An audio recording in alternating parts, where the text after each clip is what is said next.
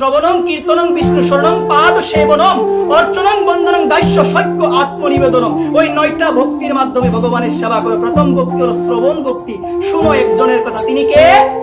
তিনি ভগবান। শ্রবণ, তারপর হচ্ছে কীর্তন, কীর্তন করো একজনের কথা, কীর্তন করো, তিনি কে? তিনি কে? আওয়াজ নাই না, নিন্দা কীর্তন করবে, সমালোচনা কীর্তন করবে? আমি ভগবানের নাম গুলো কীর্তন করবো। শ্রবণং কীর্তনং বিষ্ণু শরণং পাদ সেবনম।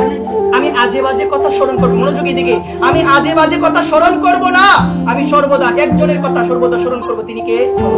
শ্রবণং কীর্তনং বিষ্ণু শরণং পাদ সেবনম। একজনের পাদপদ্ম সেবা করতে হবে, তিনি হচ্ছে শ্রী গুরুদেব, তিনি হচ্ছে আমার ভগবানের রাতুল রাঙ্গা শ্রী চরণ কমল। বলো না আমার অর্চনং, অর্চন করতে হবে কাকে? গোবিন্দকে অর্চন করতে হবে, বন্দনা করতে হবে।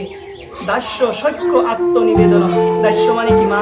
দাস কে ছিল গো মা ভগবানের? বলো তো, আমরা তো সবাই, কিন্তু একজন ছিল প্রকৃত দাস, তিনি কে? হনুমান। কে গো মা? হনুমান। সখা কে ছিল? অর্জুন। সখা কে ছিল? আমার ভগবান অনাদিরাদি গোবিন্দ অর্জুনকে গীতার জ্ঞান দিয়েছিল, কাকে গো মা? কেন দিয়েছিলেন জানেন? অর্জুন ছিল ভগবানের ভক্ত এবং সখা। ভগবান বলছে, অর্জুন আমি তোমাকে কেন মনোনয়ন করেছি জানো? ভগবত গীতা শ্রবণ করানোর জন্য, কারণ তুমি আমার ভক্ত এবং সখা। কারণ যদি ভক্তি না থাকে ভগবত গীতা কখনো বুঝবো না। ওই গীতাকে বুঝতে গেলে অর্জুনের মতো মনোভাব, অর্জুন যেভাবে শ্রবণ করেছে ভগবানের শ্রীমুখ থেকে, যে ভক্তির সহিত শ্রবণ করেছে, সেই ভক্তি না থাকলে গীতা শুনলেও কোনো লাভ হবে না। একবার সেভাবে শুনতে। তারপরে বলছেন কথা শোনো মা, তারপরে বলছে 6টা রিপু আছে আমাদের মধ্যে। কয়টা রিপু? ওই রিপুকে দমন করতে হবে। আমাদের দেহের মধ্যে রিপু মানে হলো শত্রু, কামনা, বাসনা, লোভ, ক্রোধ, মোহ, মদ, মাৎসর্য। নিজেকে কখনো উন্নত ভাববেন না।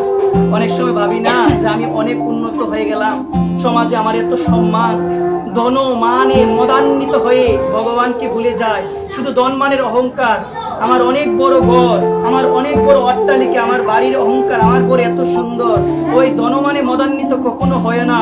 এই মান, এই অভিমান মানুষকে ধ্বংস করে। মনে রাখবেন, যেদিন মানুষের জীবনে অহংকারের সূচনা হয়ে যায়, সেদিন থেকে তার বিনাশের দিন গণনা শুরু হয়ে যায়।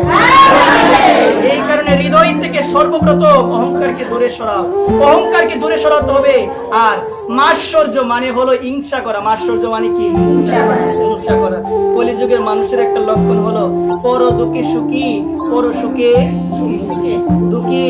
একবার প্রেমসে হলো পরের সুখ দেখলে আর সহ্য হয় না। আমি স্বয়ং, আপনি উন্নতি করলেন, আমার সহ্য হয় না। আপনার একটার পর একটা বিল্ডিং উঠে তালাও আছে, আমার সহ্য হয় না। আমি মরছি জ্বালায়।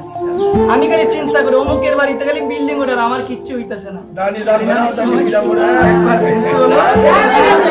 এটাকে বলে মাৎসর্য। কিন্তু যারা ভগবানের ভক্ত, তারা পর সুখে সুখী, তারা পর দুঃখে দুঃখী। তারা পর সুখে সুখী, পরের দুঃখে তারা দুঃখী। আর আমার মতো পাপী, আপনার সুখ আমার সহ্য হয় না, আপনি উন্নতি করবেন আমার সহ্য হয় না। মা, আমি একটা কথা মাঝে মাঝে চিন্তা করি, আমি যদি গরিব থাকি সবাই আমাকে নিয়ে আফসোস করে, কিন্তু যদি আমার কি বিল্ডিং উঠে, যারা আফসোস করতো তাদেরই আর সহ্য হবে না। একবার প্রেমসে বলো, যারা আফসোস করতো তাদের আর সহ্য হবে না। এটা হচ্ছে নিয়ম, সবার তো না কিছু জনে। এখানে কথাটা লক্ষ্য করে। তারপরে বলছে